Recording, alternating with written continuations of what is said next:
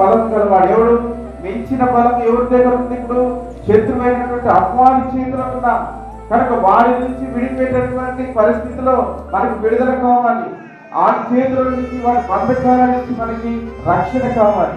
కనుక ఇప్పుడు దేవుడు ఏం చేసినాడంటే, ఇది మనుషుల యొక్క పరిస్థితుల వల్ల ఇది కాదు, కానీ వీరిని విడిపించాలంటే నా ప్రియ కుమారుడే అవసరం.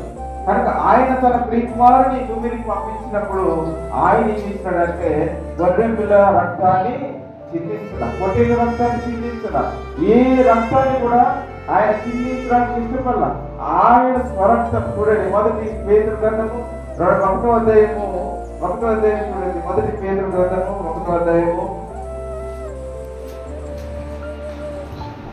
18-20 పితృ పారంపర్యమైన మీ వ్యర్థ ప్రవర్తనను విడిచిపెట్టినట్లుగా వెండి బంగారముల వంటి చేయ వస్తువుల చేత మీరు విమోచింపబడలేదు. కనుక మనం విమోచించబడినాం.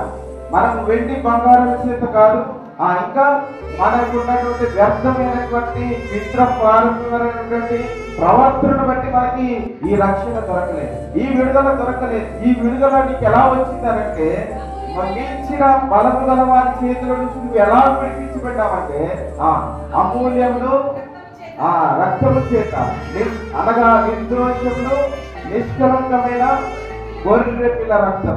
ఈ రక్తం ఎవరిది? యేసుక్రీస్తు వారిది. ఆయన పరిశుద్ధంగా ఈ లోకంలో జీవించినాడు. పరిశుద్ధమైన దేవుని కుమారుడిగా ఈ భూమి మీద మానవ శరీరాకారంలో నీ కొరకు నా కొరకు ఈ భూమికి అందించినాడు.